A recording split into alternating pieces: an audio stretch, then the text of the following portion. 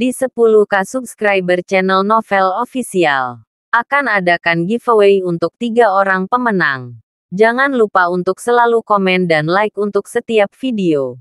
Selamat datang di channel Novel Official.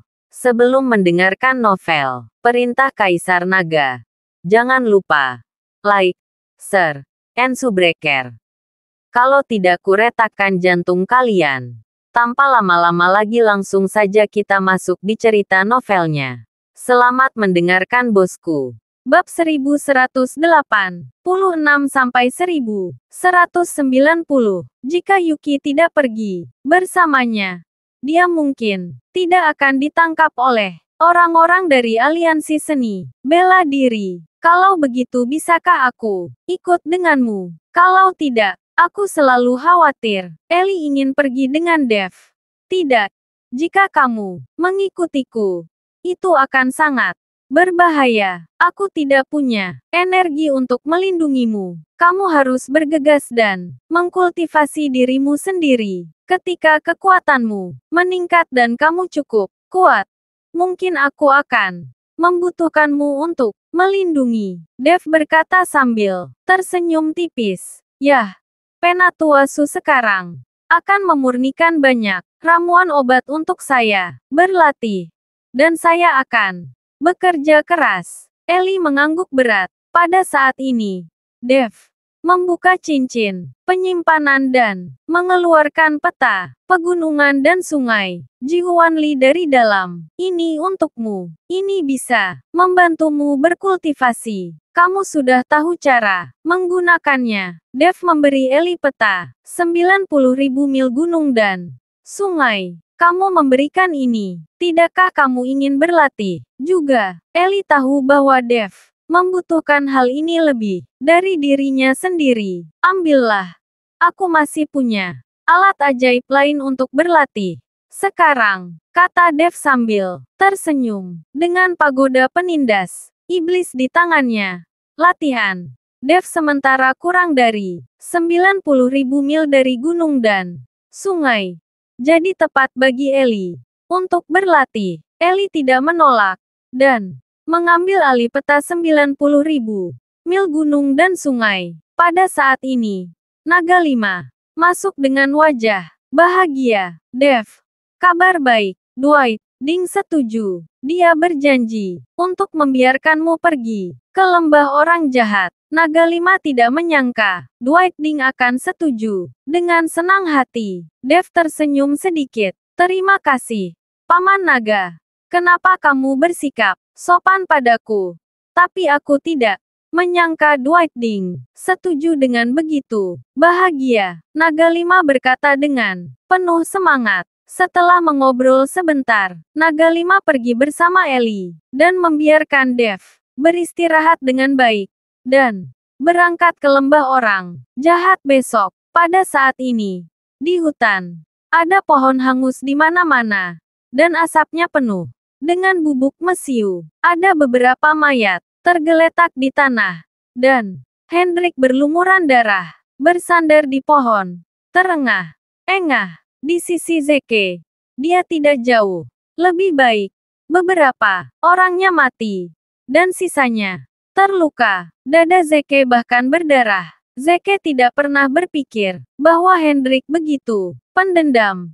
Jadi dia terpaksa melawannya. Zeke, jika Anda memiliki kemampuan untuk membunuhku hari ini, jika Anda membiarkan saya kembali hidup-hidup, saya pasti akan menghancurkan keluarga Ning Anda. Meskipun Hendrik terluka parah, matanya terbuka lebar, dan tubuhnya penuh dengan kesombongan. Kamu masih keras kepala ketika kamu akan mati. Zeke mendengus dingin. Karena kamu ingin mati, aku akan memenuhimu. Dengan mengatakan itu, Zeke mengambil pedang dan berjalan menuju Hendrik. Hendrik tidak memiliki kekuatan untuk menghindar. Matanya tertuju pada Zeke. Jika kamu membunuhku, keluarga Luo pasti akan membalaskan dendamku. Ya, tentu saja saya tahu bahwa keluarga Luo akan membalas Anda. Tetapi, mereka tidak akan membalas dendam untuk saya. Tetapi Dev, saat aku membunuhmu, aku akan menyalahkan langsung ke kepala Dev. Ketika saatnya tiba, keluarga Luo mencari Dev. Zeke menyeringai.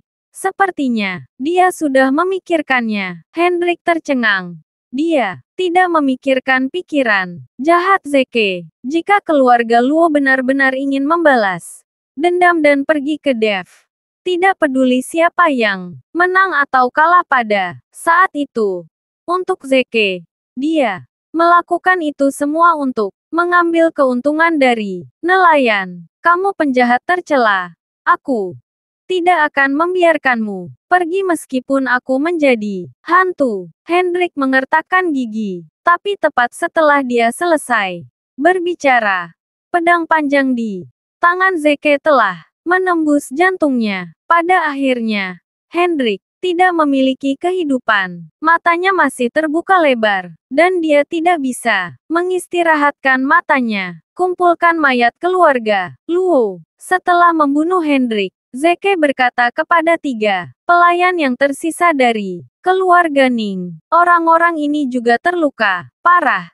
Tetapi ketika Zeke berbicara, mereka harus mematuhinya. Tetapi tepat ketika ketiga orang ini melangkah maju untuk menahan keluarga Luo, Zeke tiba-tiba melambaikan pedang panjang di tangannya. Bila pedang meluncur di leher ketiga pelayan, mereka bertiga bahkan tidak memiliki kesempatan untuk mengeluarkan suara. Dan mereka langsung jatuh. Melihat ketiga orang mati, Zeke menyeka darah di pedang. Jangan salahkan aku. Aku tidak ingin ada yang tahu tentang ini. Jadi hanya orang mati yang akan merahasiakannya. Setelah Zeke selesai berbicara, dia menyeret tubuhnya yang terluka dan bergegas kembali ke keluarga Ning. Alasan mengapa dia membunuh semua pelayan keluarganya sendiri adalah untuk menyingkirkan hal-hal, untuk menjebak Dev.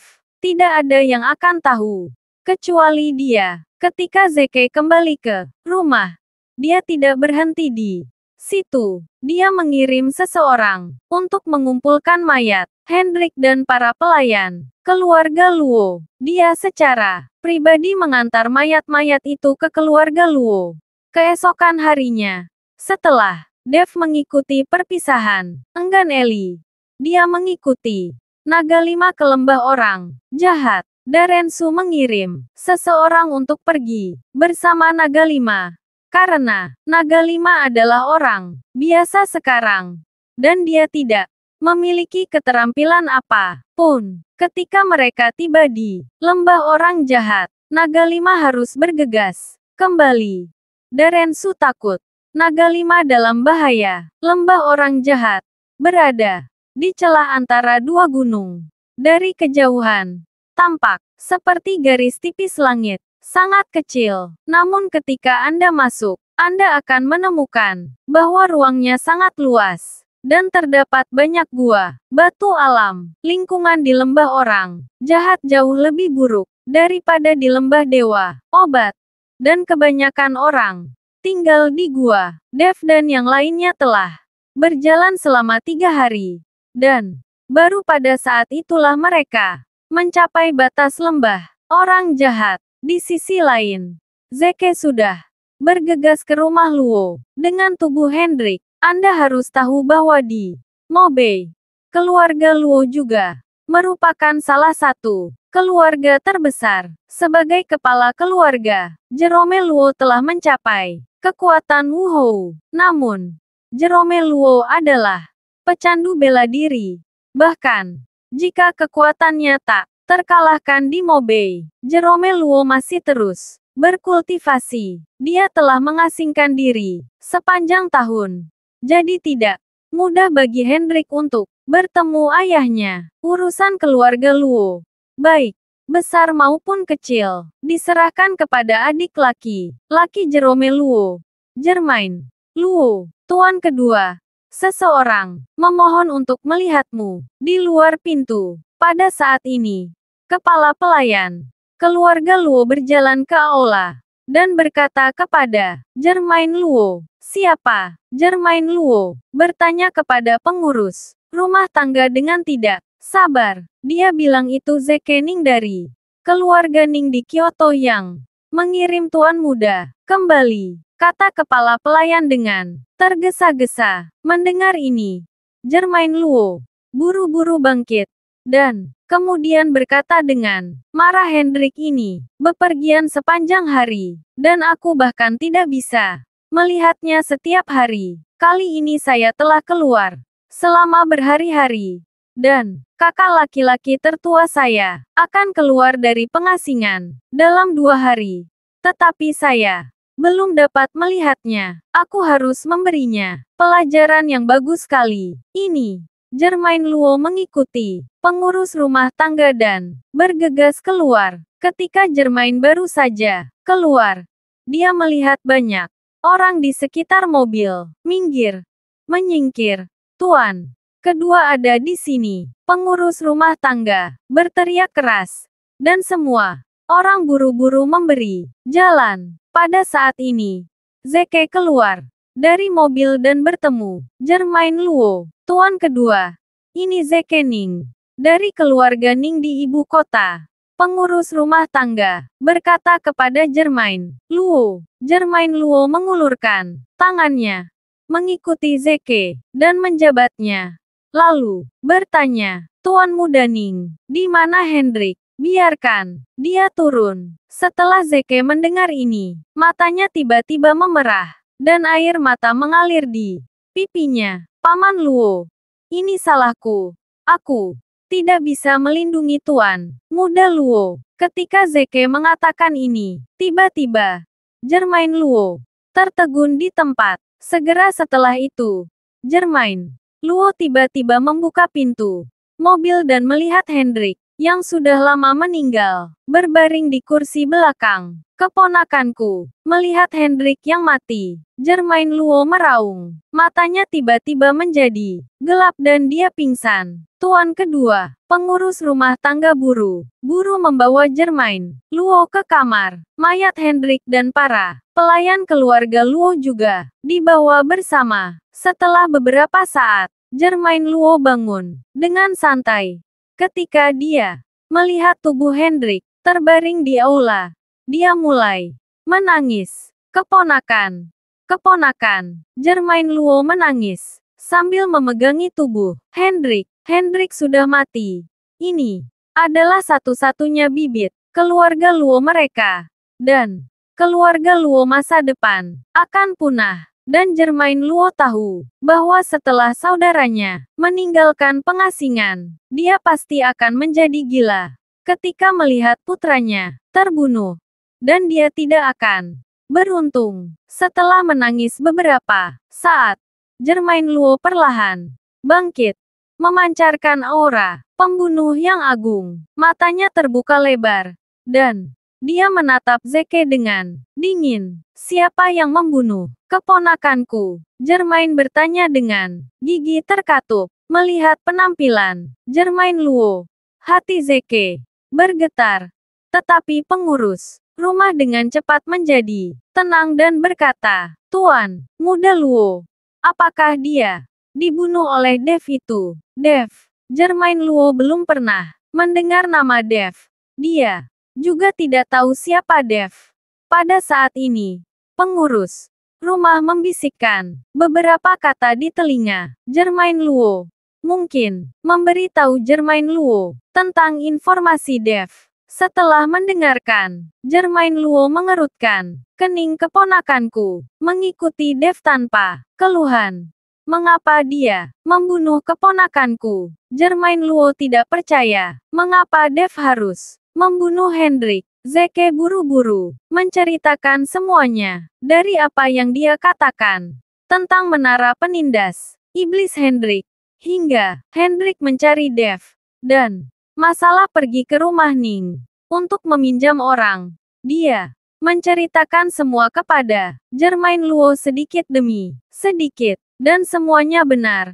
Tetapi hanya ada satu hal yang tidak benar, yaitu Hendrik dibunuh olehnya. Zeke tahu bahwa keluarga Luo pasti akan menyelidiki, dan tidak akan mendengarkan kata-katanya. Sebelum dia datang, Zeke sudah memikirkannya dan mengatakan semuanya dengan jujur. Tidak peduli bagaimana keluarga Luo menyelidiki, apa yang dikatakan Zeke adalah kebenaran. Setelah mendengarkan kata-kata Dev, Germain Luo menoleh untuk melihat pengurus rumah tangga. Pengurus rumah tangga mengangguk dan berkata, "Tuan kedua, ketika Tuan muda meninggalkan rumah, dia menyebutkan masalah ini, dan juga nama Dev.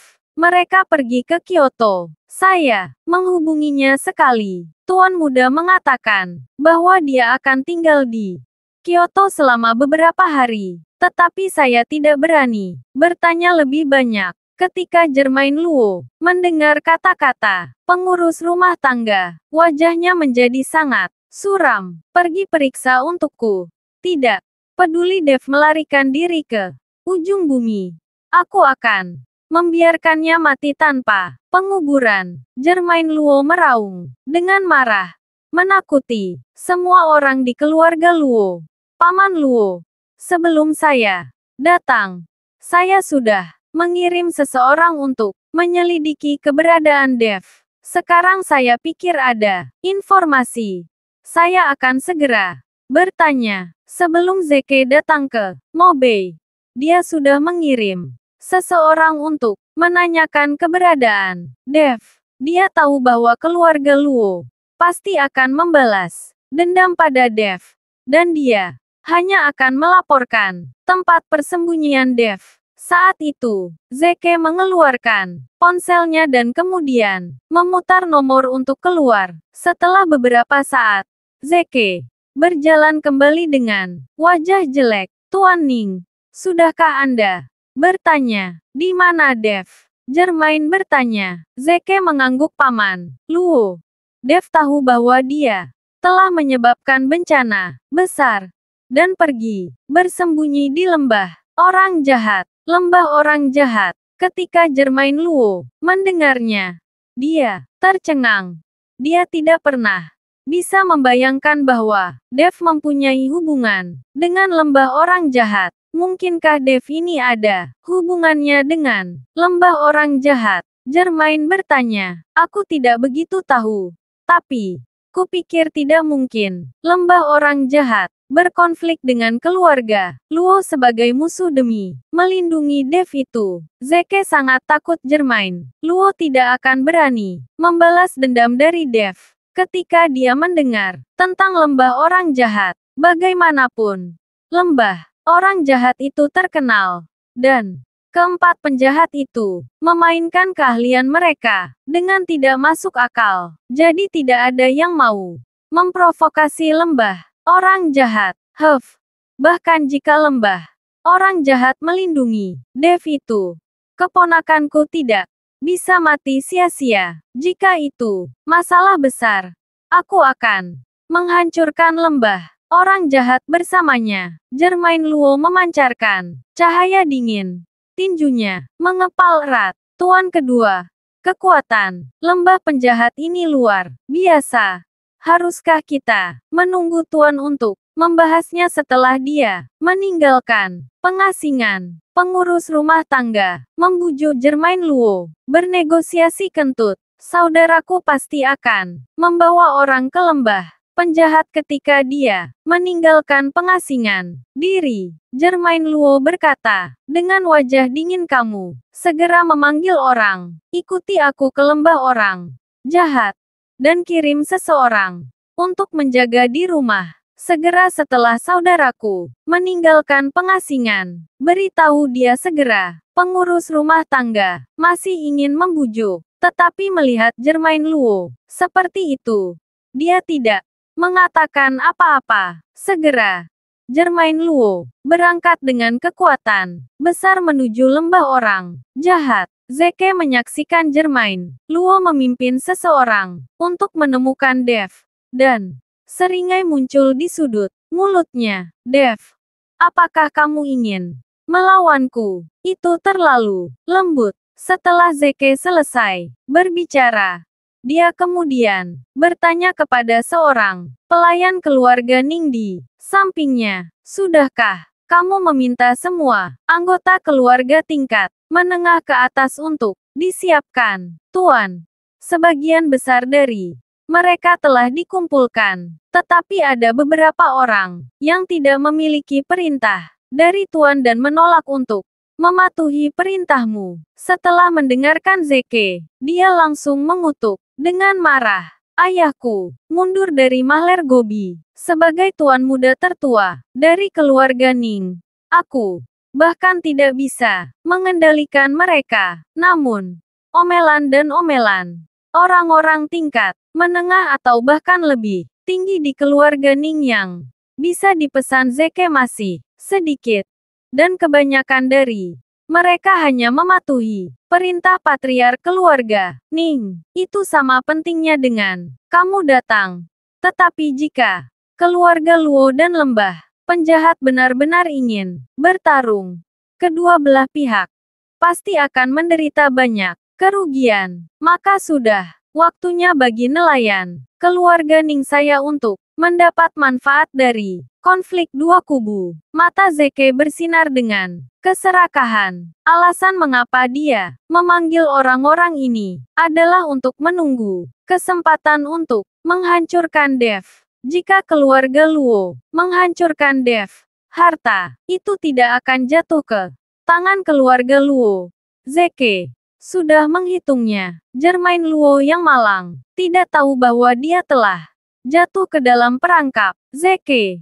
Lembah orang jahat. Naga 5 membawa Dev ke pintu masuk lembah orang jahat. "Siapa kamu?" "Ini adalah lembah orang jahat. Jika kamu tidak ingin mati, cepat pergi." Kedua penjaga tiba-tiba melompat keluar dari penutup dan berteriak pada Dev dan yang lainnya, "Kami di sini untuk mencari Dwight Ding.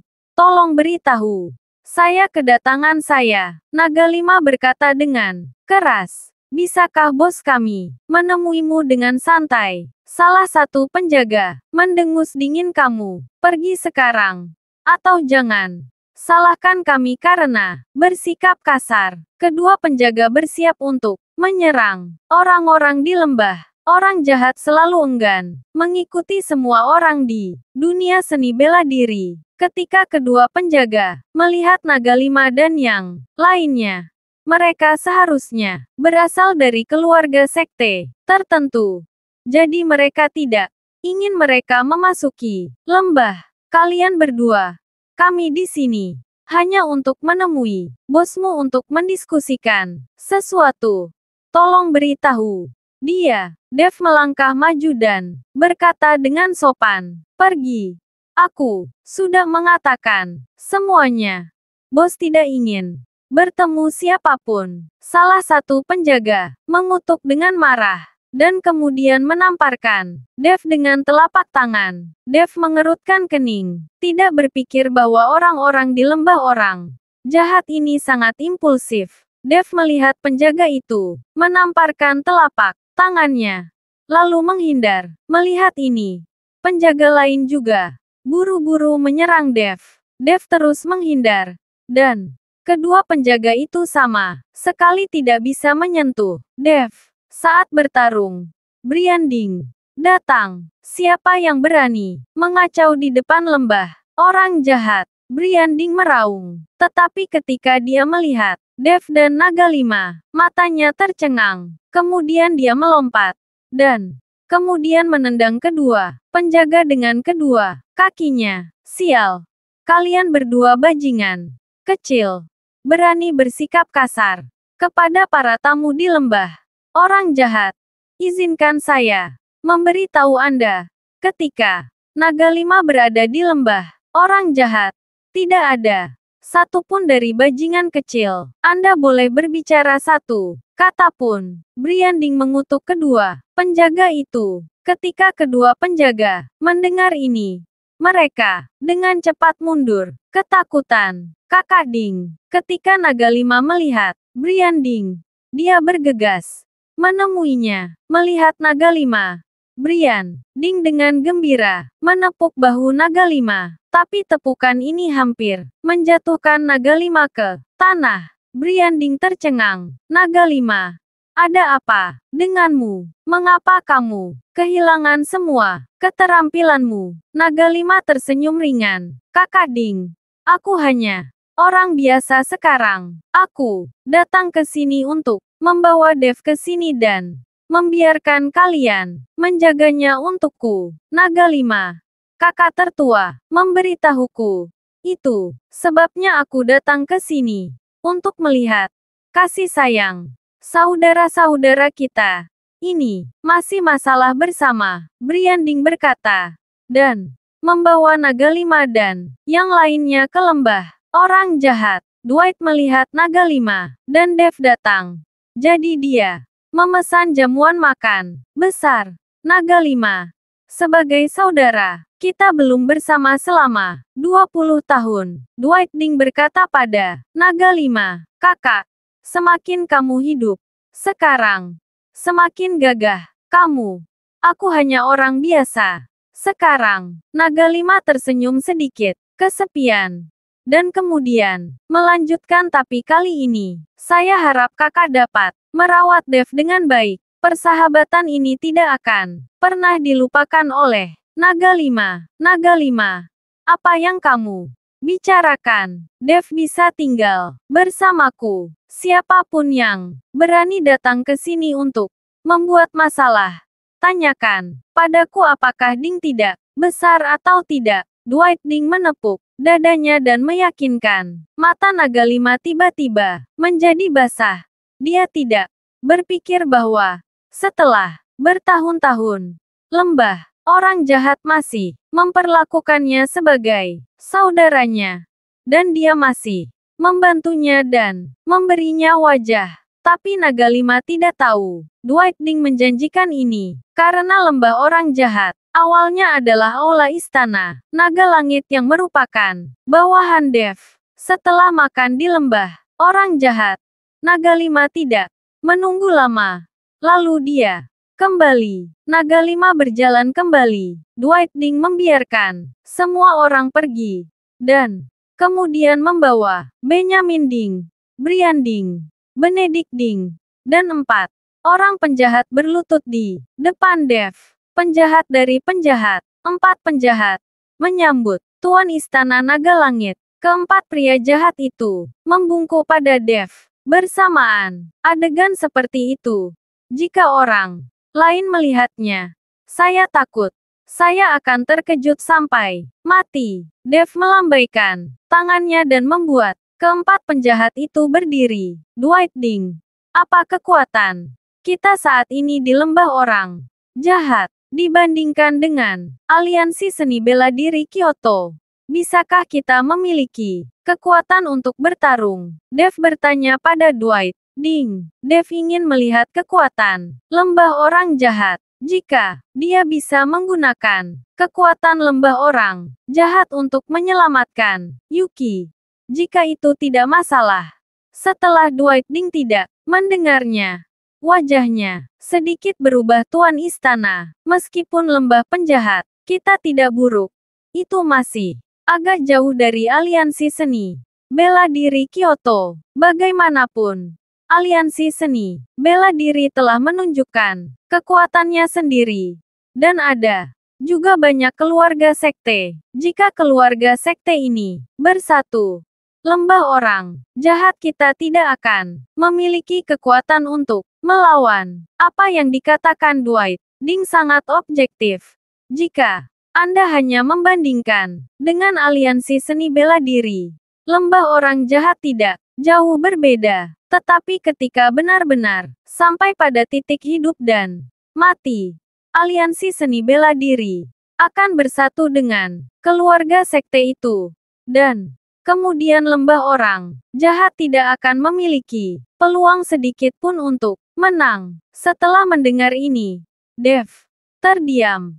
Dia juga tahu bahwa jika dia bertarung dengan aliansi seni bela diri, itu sama saja akan melawan lebih dari setengah keluarga sekte di seluruh dunia seni bela diri Kyoto. Bahkan jika Dev melipat semua aula Istana Naga, langit yang dia temukan bersama, dia tidak akan menjadi lawan dari aliansi seni bela diri. Dev menyesap panjang. Sekarang dia masih dapat menemukan cara untuk meningkatkan kekuatannya sesegera mungkin. Dan kemudian dia dapat menemukan beberapa aula lagi di Istana Naga Langit. Namun, Dev tidak tahu di mana aula Istana Naga Langit lainnya. Dan apa yang bisa dia lakukan sekarang adalah berkultivasi. Dwight Ding, temukan aku tempat yang tenang dan luas. Aku perlu berlatih sebentar. Jangan biarkan siapapun menggangguku selama waktu ini. Dev berkata kepada Dwight Ding, Tuan Istana, kami memiliki tempat di lembah orang jahat. Hanya saja, Dwight Ding tidak ragu untuk berbicara. Katakan saja apa saja, kata Dev. Hanya saja lembah orang jahat, kita hampir tidak berkomunikasi dengan keluarga sekte itu. Setelah bertahun-tahun, sumber daya di lembah hampir habis. Saya khawatir kita tidak akan bisa mendapatkan banyak sumber daya dan membiarkan Tuan Istana untuk berkultivasi. Dwight Ding berkata dengan ekspresi malu. Setelah Dev mendengar ini, dia langsung tertawa. Terima kasih sudah mendengarkan cerita novel Perintah Kaisar Naga. Sampai jumpa di cerita selanjutnya.